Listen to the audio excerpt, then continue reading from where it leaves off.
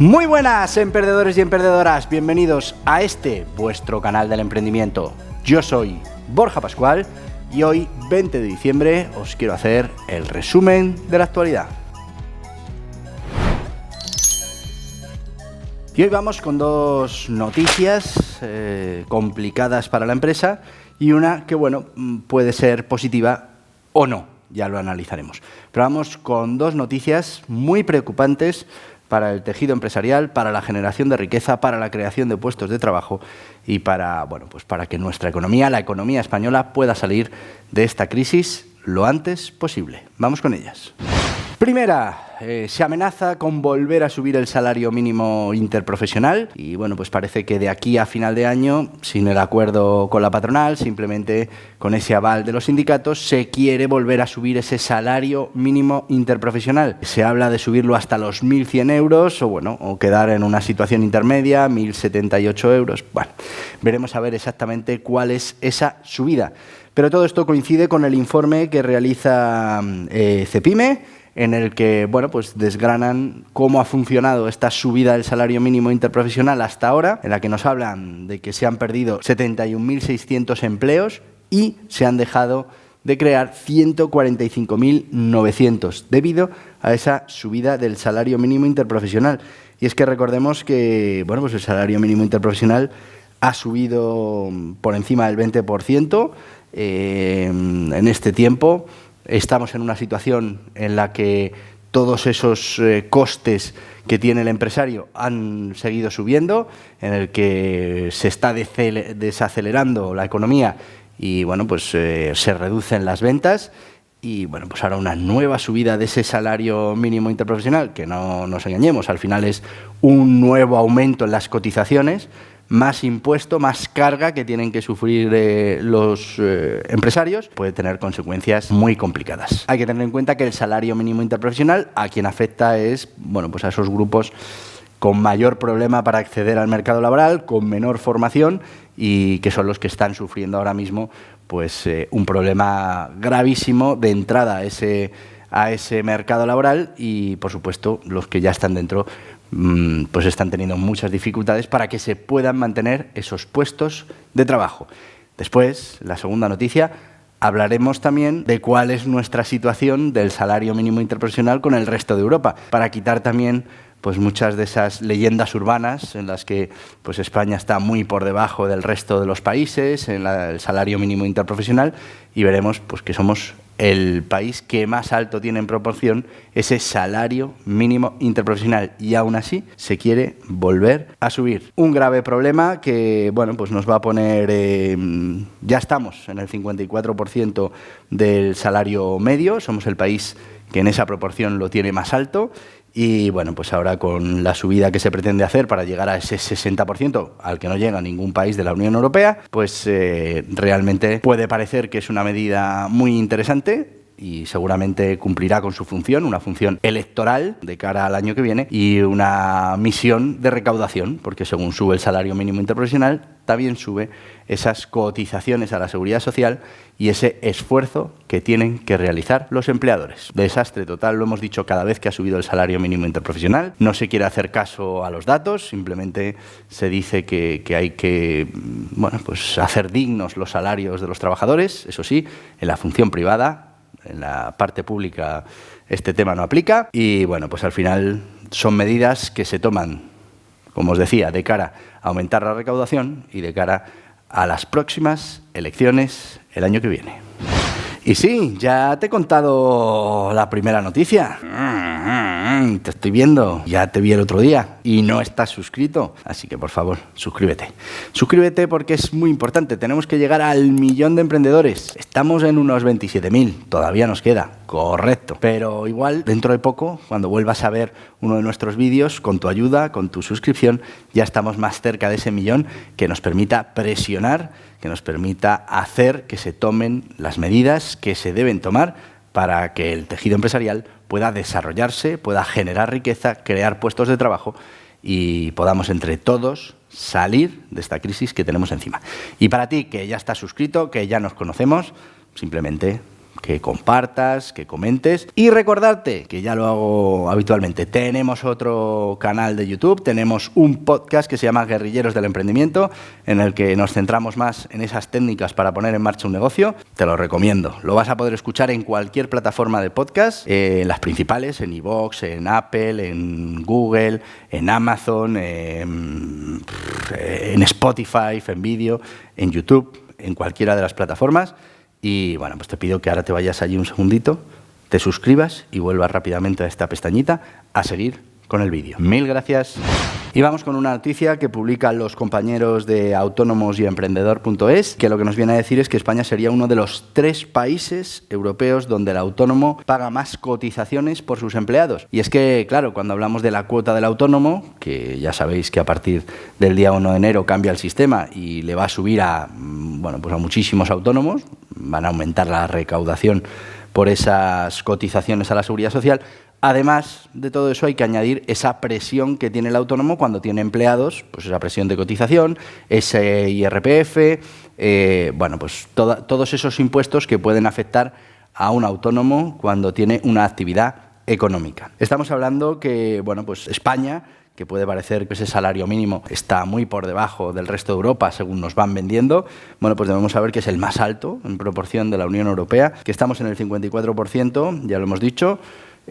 Somos el país que tiene la proporción más alta, no hay nadie que esté en ese 60 que recomendaban, nosotros con el 54 estamos los más altos y pues si se vuelve a producir una subida del salario mínimo interprofesional, pues volveremos otra vez a encabezar ese ranking de países europeos. Vamos a enseñar ahora el gráfico que han preparado los compañeros sobre las cotizaciones sociales de empleador en el 2021. Aquí hablamos de esas cotizaciones que tiene que pagar un autónomo por esos empleados que tiene trabajando en su negocio. Como podréis ver, España es el tercer país con un 34%, solo está por encima Eslovaquia con un 35,2% y Francia con un 45%. Todo el resto de países, Estonia, Checa, Italia, Suecia, Bélgica, Portugal, Holanda, Letonia, Grecia, Polonia, Austria, Finlandia, Alemania, Bulgaria, Hungría, Croacia, Eslovenia, Luxemburgo, Reino Unido, Irlanda, Malta, Chipre, Rumanía, Lituania, Dinamarca, todos esos países están por debajo en cotizaciones sociales del empleador en 2021.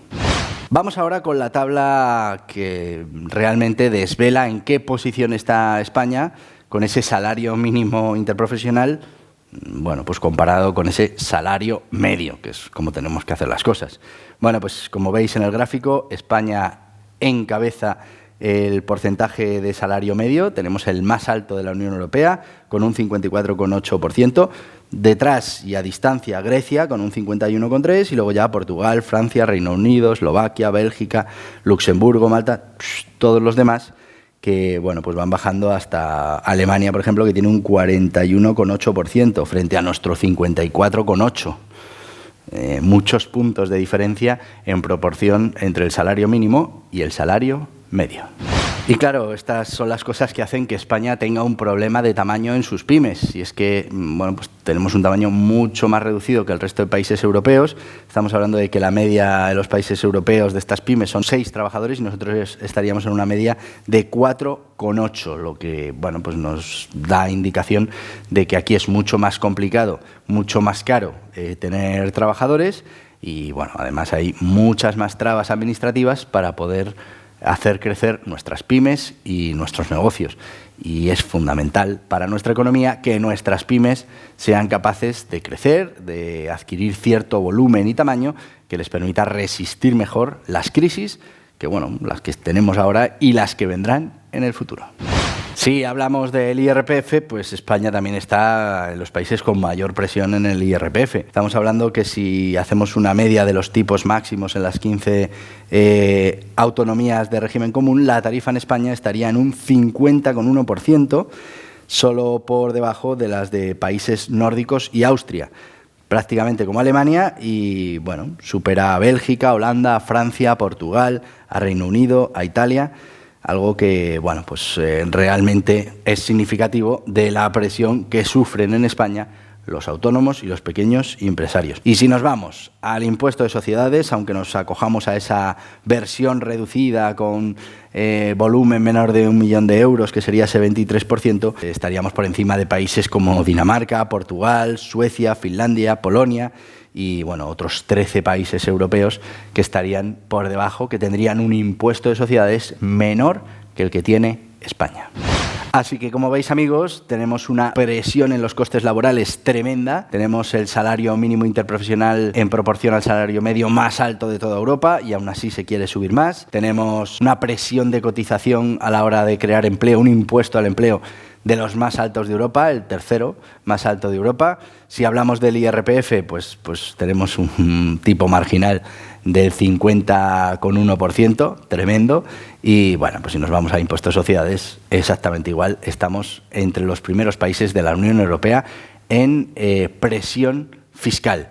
Y es que cuando nos hablan de todos estos temas y bueno, pues se agarran a decir que la presión fiscal, bueno, al final tenemos que hablar del esfuerzo fiscal, que es esa presión fiscal en proporción, que eso es lo que importa. Es decir, si a mí de lo que genero o de lo que produzco me quitan el 50%, pues me da igual que esa cantidad sea menor que la que le quitan a un alemán, si la verdad es que bueno, pues el alemán produce el doble o produce más que lo que producimos nosotros. Así que importante que no nos confundan con la presión fiscal, sino que bueno, lo que tenemos que evaluar es cuál es el esfuerzo fiscal de las pymes y los autónomos en España. Y como veis, en el salario mínimo muy por encima que el resto de los países europeos, la presión de cotización mucho más por encima, el IRPF, los impuestos de sociedades también por encima del resto de Europa. Así que, bueno, pues luego nos preguntamos por qué nuestro tejido empresarial no crece, por qué